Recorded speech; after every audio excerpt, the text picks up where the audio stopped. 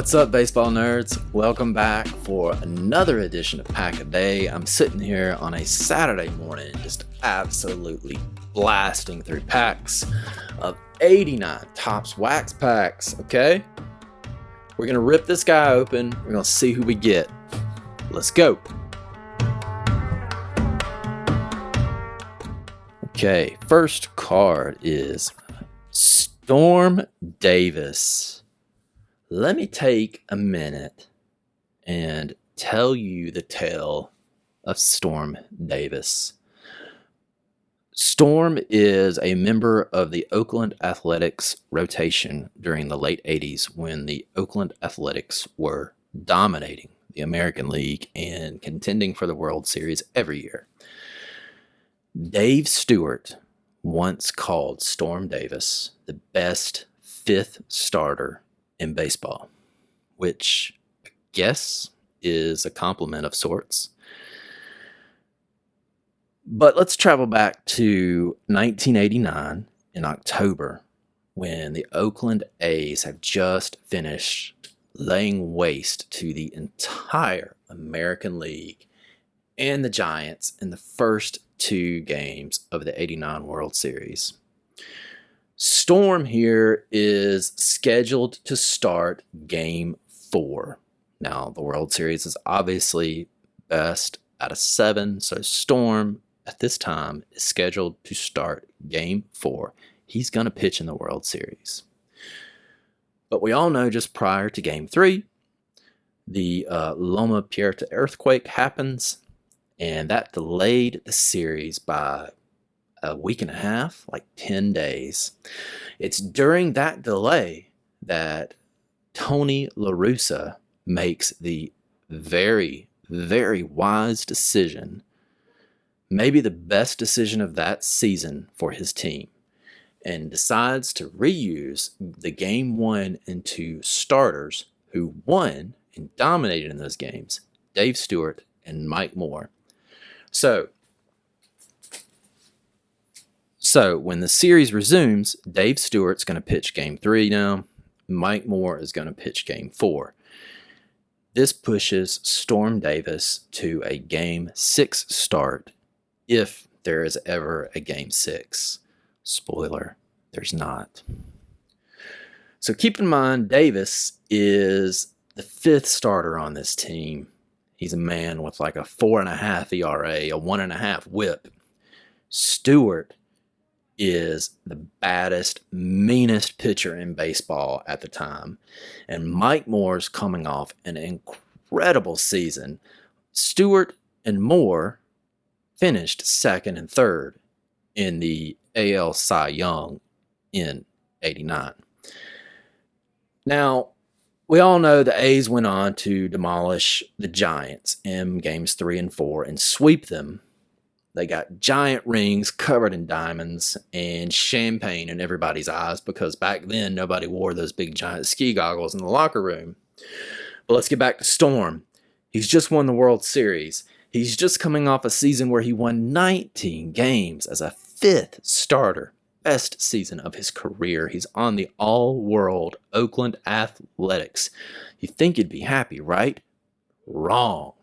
Storm pitches a temper tantrum of that La Russa used Stewart and Moore again, thus not allowing him to pitch in the World Series. Where is the world's smallest violin when you need it, right? So the A's said bye-bye to Storm, and he went on to pitch for the Royals. Now, Storm won 19 games in 1989, and he won 21 games over the next 5 final seasons of his career. Sorry, I might have been a little rough on Storm there.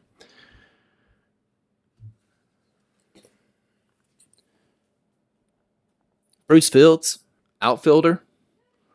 Looks like a lot of years in the minors for Bruce. Another member of those Oakland Athletic teams backstop for them for a long time, Terry Steinbach. Terry hit a homer in his first major league at bat. He spent just about his entire career with the A's. I want to say he finished up the last season or two with the Twins. But I know he's a coach with the Twins now. So, Terry Steinbach.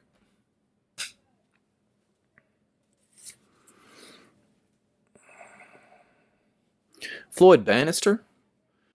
So Floyd was a strikeout pitcher back in the day when strikeouts weren't really all the rage. He led the league in strikeouts and K per nine, I think, a couple times in the 80s.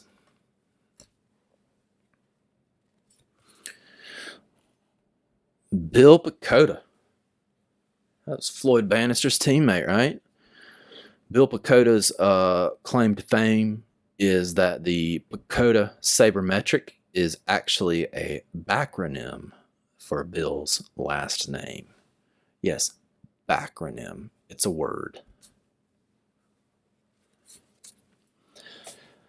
Atlanta Braves manager Russ Nixon. Russ was a catcher back in the day, like the 50s or 60s. I want to say, I think I've got his card.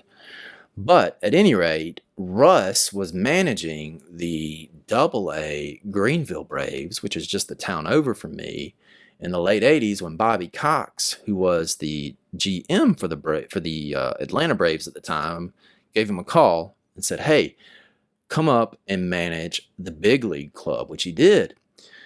It was 2 or 3 years later that Cox gave him another call and decided that much like Thanos in the MCU, if you wanted something done, you just have to do it yourself. And he fired Russ Nixon.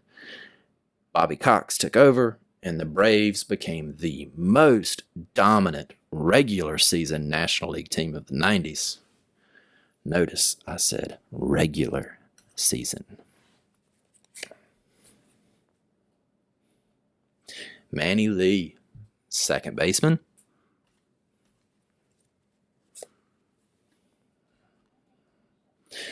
Frank Williams, reliever. He's a sidearm guy, if I remember correctly. Those guys are always interesting. Repeat from way back in the day, Herm Winningham. He scored the deciding run in the 1990 World Series for the Reds.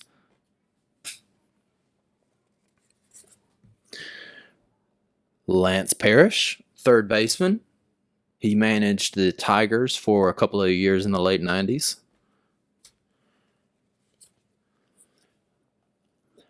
Bob Stanley, reliever for the Red Sox, and he had most of the reliever / closer related franchise records for them up until Papelbon came along. It was Stanley who was on the mound in the 86 World Series when Mookie squirted that ball through Buckner's legs. So, sorry, Bob.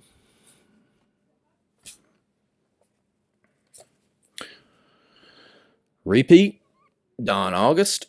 That's all I got for him. Jim Rice, another repeat. In 89, he is exclusively a DH at that point.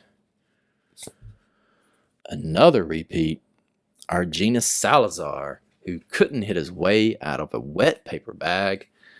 I bet if you gave him 5 swings against that bag, he'd whiff on 3 and somehow foul tip the other 2. And last card is Greg Swindell. Now, Greg had all the makings of a major league ace. He's a big dude with a big arm coming out of Texas, an All-American. I want to say he won the Golden Spikes Award. His prize for being so awesome in college as an amateur is to get to pitch for those absolutely atrocious late 80s, early 90s Cleveland teams. Let me tell you, Greg was not the reason those teams were horrible. He actually pitched pretty well for them.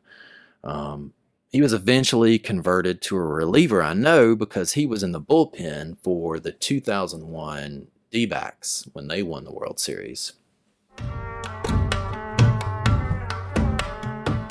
Here's our gum. Will it stay standing? Oh. I've got high hopes for that piece. Let me go ahead and sign off before it falls off real quick. Guys, thank you for watching, and continue staying safe, stay happy.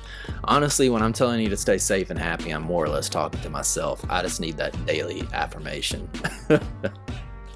I'll see you tomorrow for another episode. Bye.